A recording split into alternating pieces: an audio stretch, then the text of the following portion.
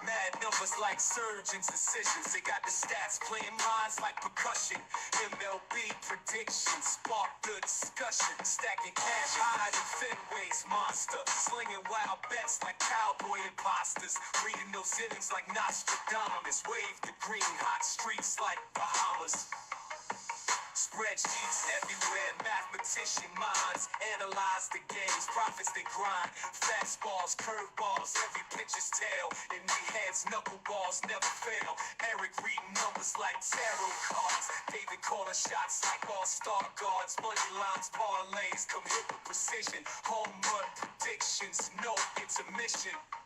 High stakes, ballers cashing checks in, rise with the bets, swinging from the pen. Erik and David, masters of the scoreboard. MLB bets and claim they hoard. High stakes, ballers cashing checks in, rise with the bets, swinging from the pen. Erik and David, kings of the ledger.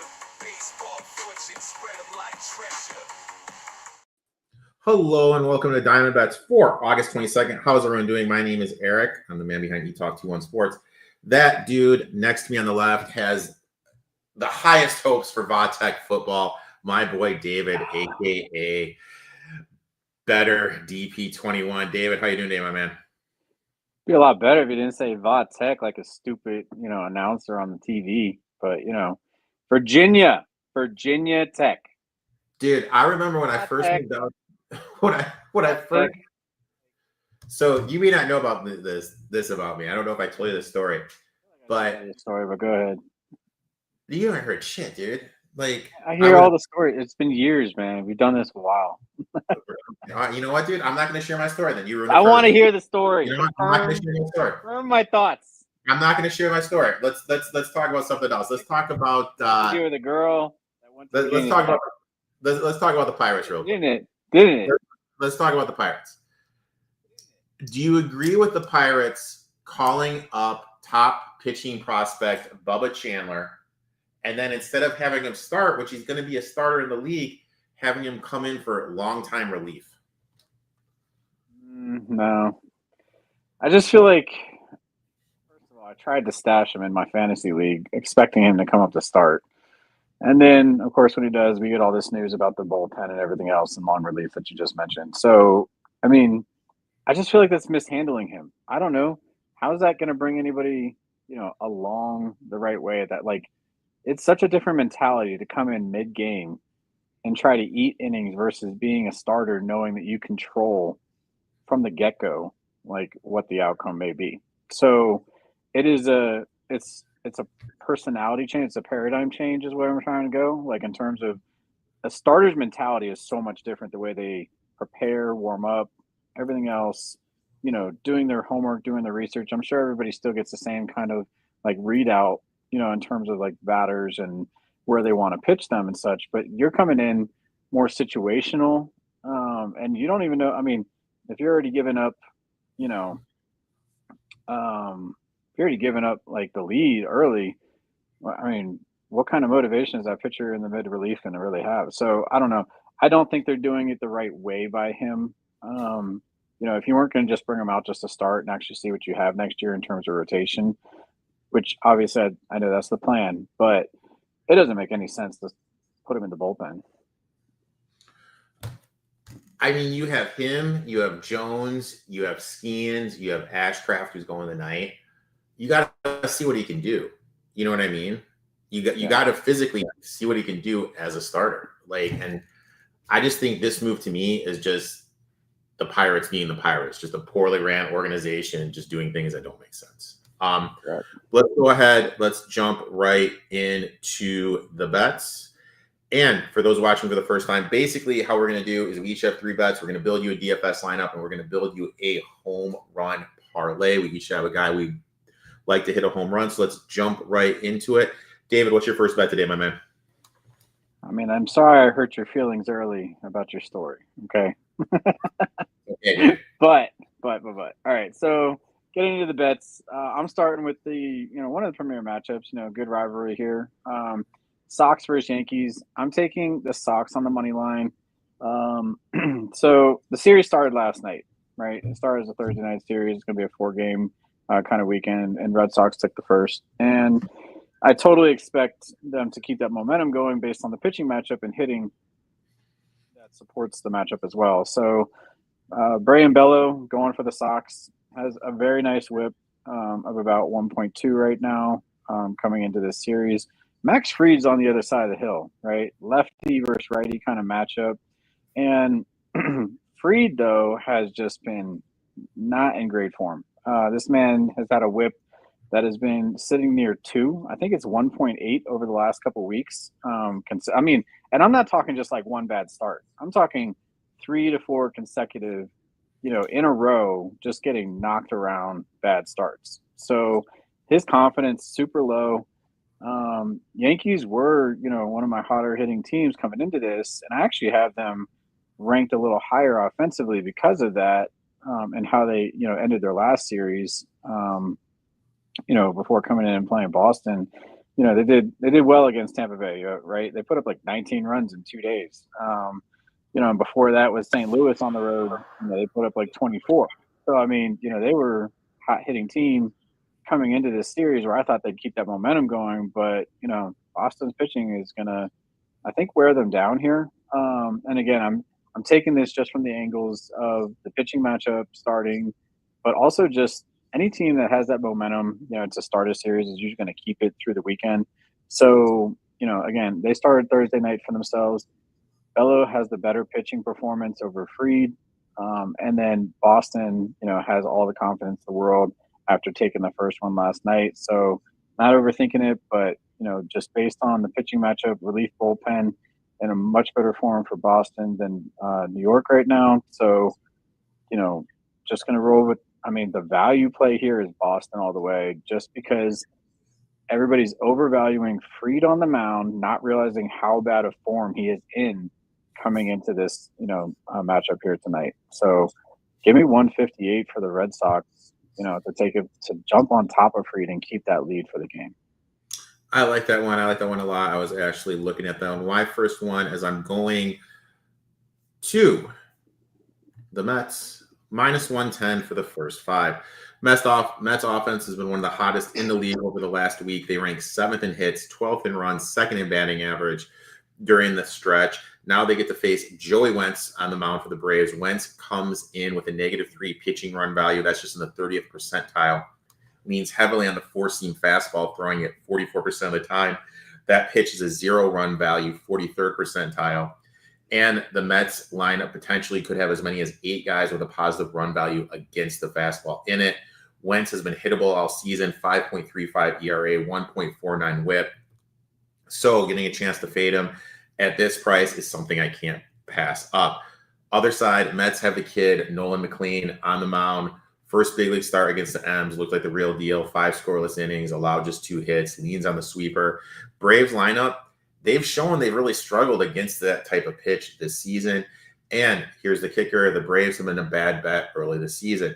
Negative 21.2% ROI in the first 5 overall. So how it lines up, we have the hot Mets bats, a hittable Wentz, McLean showing upside, Braves poor ROI for the first 5. To me, this is a no-brainer. I'll take the Mets here, minus 110 for the first 5. Next bet, my friend. And we're same team, different way of betting. Yeah. So I'm taking Rockies for the game here. And again, I'm matching up, how these teams are offensively. Rockies are in my top 10 offensively, right? So they're my number 9 offensive ranked team coming into this. They put up a lot of runs against the Dodgers in their home series. Now they're going on the road against Pittsburgh. And Senzatella has been in pretty good form as of late.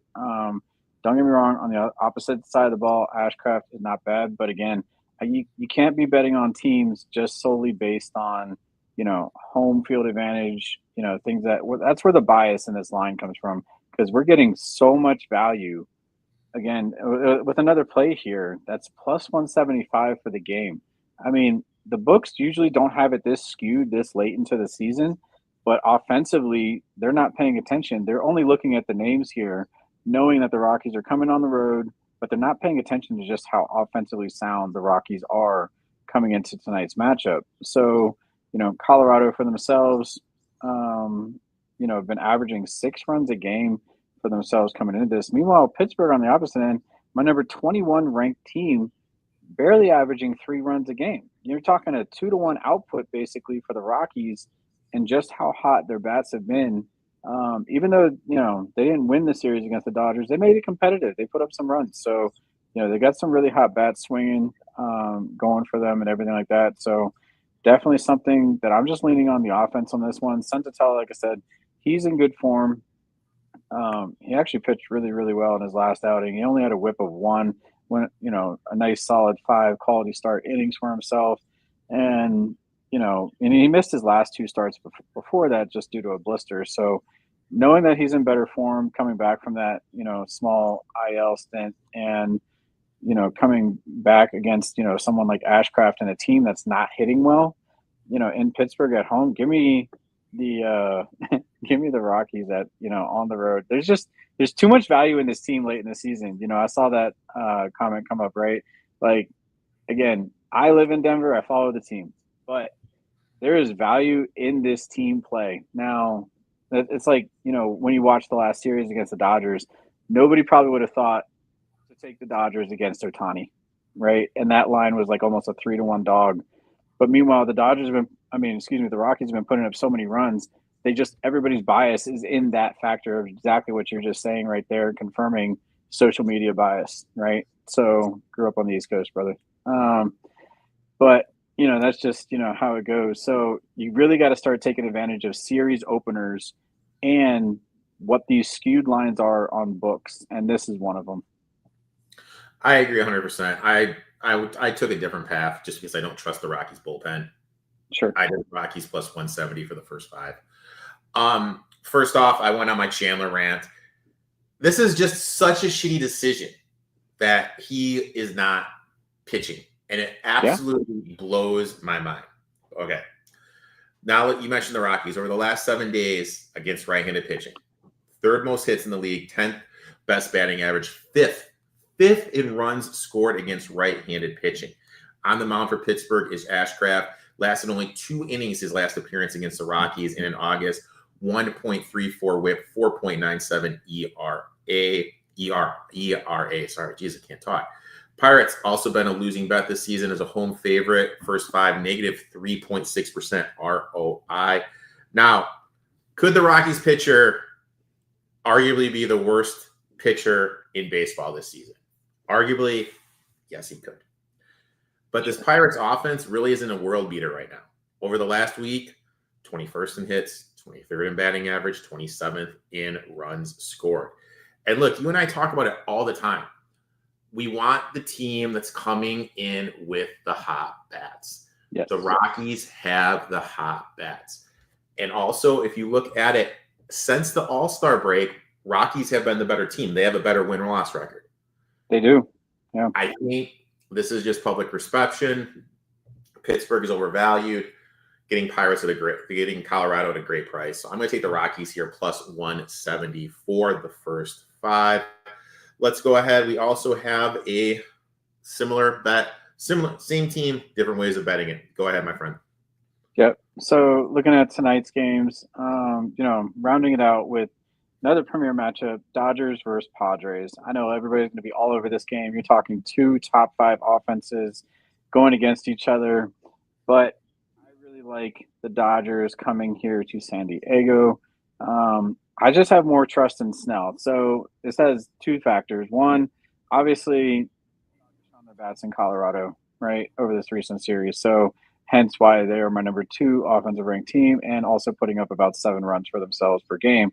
Now, at the same time, what was I going to say? The Padres are nobody's, to sniff at, right? Like, they have also had a really nice series for themselves, winning the one against San Francisco here recently and averaging a really nice run support. But again, that was San Francisco, right? Like, they are bottom of the barrel in terms of their offense and where things stood as well. But they didn't face any premier pitcher like Snell, who's coming into them with a 1.2 whip for themselves. Just a model of consistency, this man. And, just the strength of this bullpen. This team with the Dodgers is getting really healthy, finding their bats right now.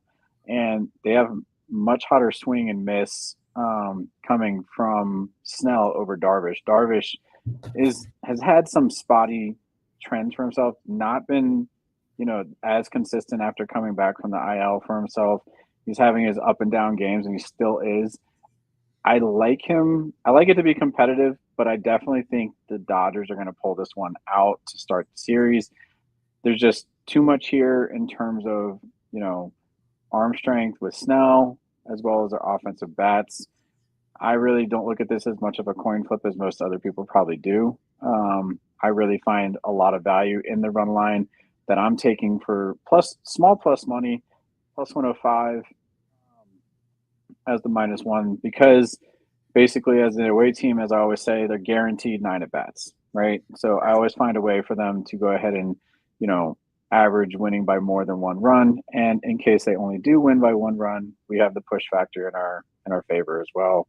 Not going to lose on the bet. So, it's not a high money line. I think the money line was sitting around -120. So anybody who's comfortable, betting up to that, I usually start to steer away when it gets to -130. This has been my formula all season. I play the run line. I like to find the dog money where I can. Give me even money where I can, not pay the juice. And, I'm going to back the Dodgers in every sense of what I just described. So what say you about the game, man? One of the best moments of my life, former NBA player who I was on the same AAU team with, I hit the game-winning three-pointer, and he came up to me and he said, I guess you got the juice now. And I'm laying the juice right here with the Dodgers, dude. I got him at -120. Snell has been locked in this season, 1.8280 ERA, hasn't allowed a run in those last 11. Last week against the Padres, through 6 shutout innings, allowing just 5 hits. Lifetime versus San Diego, 2-0.82 ERA. When you look at it, the Dodgers have won 7 of their last 8 against the Padres. They swept them last weekend. Coincidentally, San Diego they've just struggled against the Dodgers. It's kind of like their quote-unquote kryptonite. Dodgers lead the NL 190 home runs, 5.1 runs per game.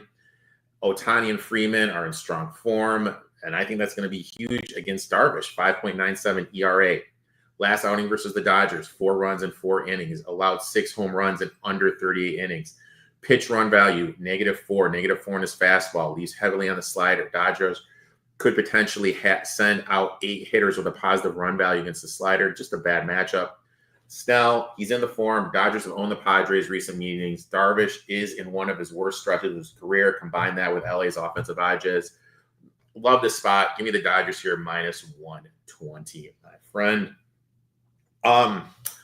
Let's go to the home run parlay. I am trying to find the odds here. So why don't you go in with your player you're going for the home run parlay, my friend? Yeah, so tonight I am taking George Springer as being my guy. I mean, over the last week, since he came back off the IL, he's put up a nice solid 320 average for himself, has had 3 home runs in just as many days almost that he's been back and playing this week. So, really hot bat for himself. And I like to see that continue going against Miami tonight.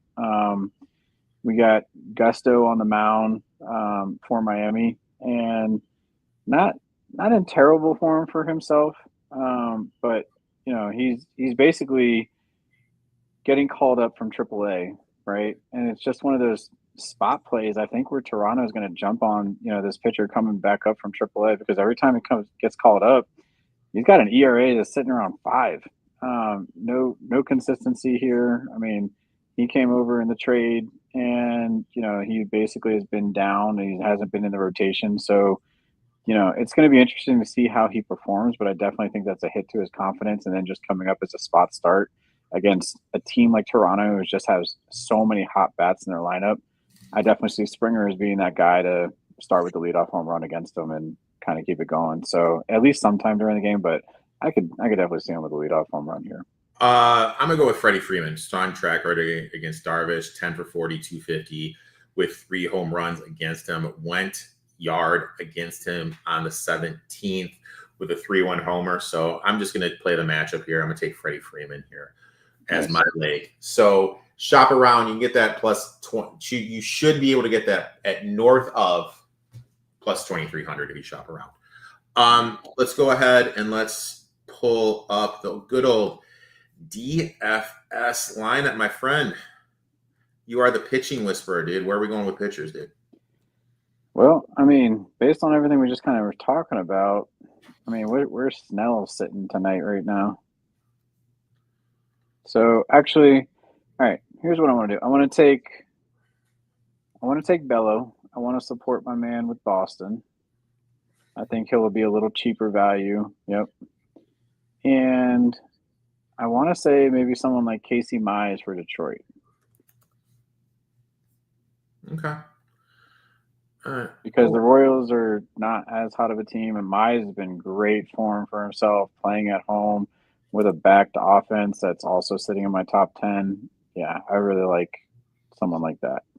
All right, so let's go ahead. Let's look at the hitters. I mean, I guess the first thing we need to talk about, I mean, Philly's not on the slate, I don't believe. So I don't see him. All right. So which kind of sucks because I was ready to be like, all right, we got to plug in Trey Turner. Yeah. But you know who is, though? St. Louis is on the slate, dude. But all right, let me see what the weather is in Tampa Bay real quick.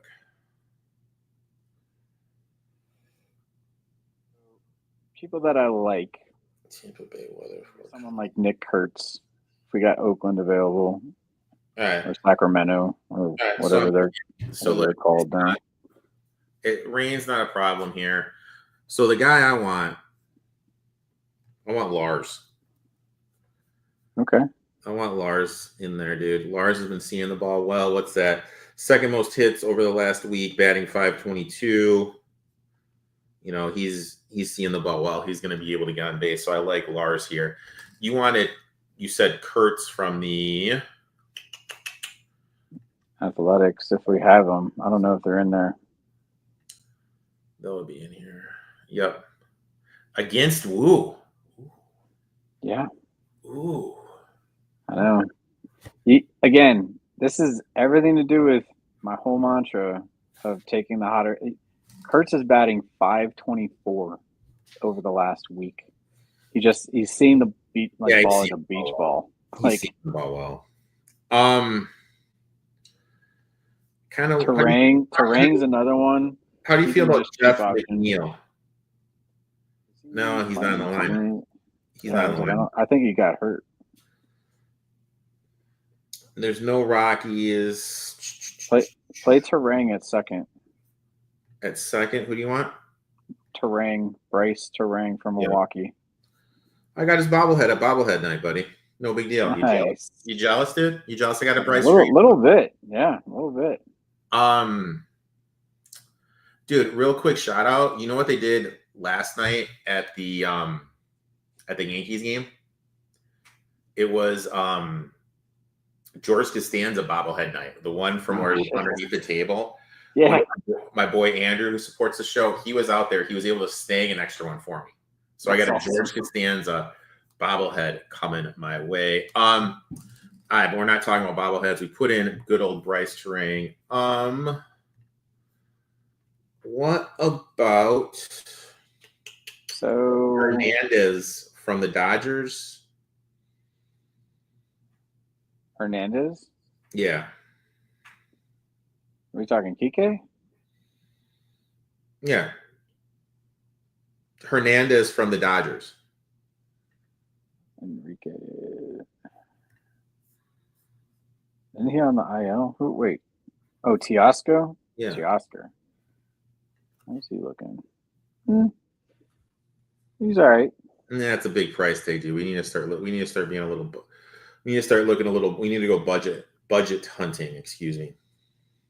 So let's see here. My filter always messes up. Let me see. All right, so we're looking at what, outfield, or what do you want? Which position are you looking at? Looking at anywhere, dude. Let's go. Anywhere? All right. So wait, catcher's always a big thing, dude. Let's figure out what we're gonna do with catcher first. oh, man, why is Cal Raleigh got to be the highest and Langoliers? We can't All right, go. so I we know. can't- So what do you want? What do you want to keep it at? I mean, Ben Rice has also been serviceable. Teal. Where's Kyle Teal? Is he at White Sox in there? That would be a real cheap option for somebody with a hot bat, or even Kirk. Are the White Sox on the White Sox are playing? There you go. Minnesota. Zebby Matthews is pitching. There you go. Teal. There we go. Bingo. That's some value for you. I like that one. For anybody listening, Kyle Teal is 353, 2 home runs, 5 RBIs in the last week. So definitely a hot hitter. Let's see. We're going to flip it over to third base. I'm just going to kind of go into anything that looks pretty available. So Cincinnati on the board. Yeah. Where's our guy Marte from Cincinnati? You want to put Springer in here? I mean, you're big on him for tonight. Mm-hmm. Yeah, I was gonna pick somebody from Toronto. It may as well be him. All right. So now let's go ahead. Let's get a third baseman. We got to look a little cheap. We got to be budget shopping here, brother. Colt Keith in there. Colt Keith for Detroit in there.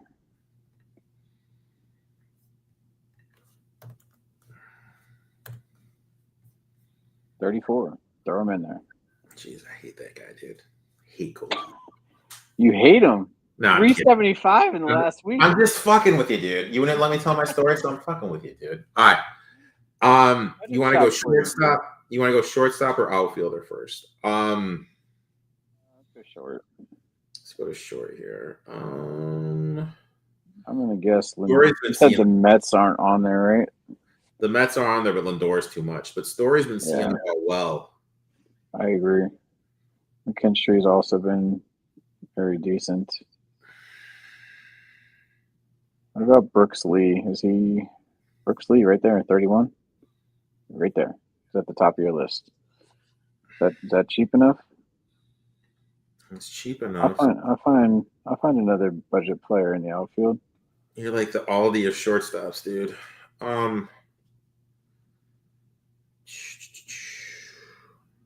Oh, dude. Gurriel? Is he on there? Who? Gurriel. Lourdes. Spell it. Arizona. Lour. All right, so I'll just do this way. Where's Arizona? Arizona. Yeah. Oh, just too much. All right. He's another one's got a good bat. What about Corbin Carroll? No, he's going to be way too much. Okay, let's see. Jake McCarthy? Dude, 2,700, baby. If we put McCarthy in, how much does that leave us with? That leaves with 11. I mean, we could see it over here at shortstop. McCarthy's been batting .538 this week. We're definitely taking McCarthy. All right. That's fine. Who'd you take out of shortstop? Who do we have in there? Lee. And then we could go with McKinsky. So I guess who do you want? Do you want Lopez from Miami? Do you want McKinsky from Detroit? Or do you want Lee from Minnesota? What are we at? 42? Yeah. Who else is up there? Around 42. Chase Montgomery.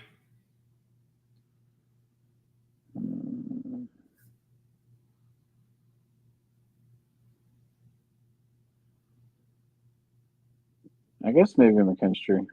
Want to go with McKinstry? Yep. So there you have it. Bello, Miz, Teal, Kurtz, Terang, Keith, McKenzie, Newtbar, Springer, and McCarthy. That is going to be our lineup for the 50-50. Reminder, we play 50-50. That's what we recommend you guys play. Dude, it's great having you. I missed your beautiful ass face last week, my friend. I know. I'm sorry I missed out. And next week, I guess you're going to be living the high life again, watching that second tier football team lose to USC, right? We'll probably lose. Yeah. We'll But we'll be in Atlanta for the college football kickoff for Virginia Tech against South Carolina. It's gonna be interesting. Obviously, I totally expect us to get stomped, but I'm still gonna have fun. And we can play the underdog upset. I'm kind of okay with it. We got a quarterback returning this year, but I don't think we have anything over Sellers defensively. So, you know what, dude? One of my value bets is USC to make the Big Ten championship game because their schedule is so fucking easy, dude. It's insane. You're thinking of the wrong USC then. There's only one USC. There's the Trojans, dude. What USC are you talking about? South Carolina. Oh, well, fuck, dude. You guys should be able to South Carolina. They have nobody. They have a quarterback. Sanders is their best fucking running back, dude. You should be able. I'm going to bet Vatek in that game, dude. Stop saying Va. I'm going to bet Vatek in that game, dude. I'm going to have my Vatek beer mug on, dude. Yeah. We appreciate you guys tuning in. I'll be back here next week because I have no. I'll be back. I'm not flying out till Saturday. Okay. Billy Big Time will be here too. So check in next week, guys. Appreciate all you guys tuning in. Hopefully we can make you guys some money. Make sure if you're watching on YouTube, like and subscribe. Follow that guy on Twitter at BetterDP21. Follow me on Twitter at eTalk21. Appreciate all you guys. We'll be back next week. And let's go Rockies.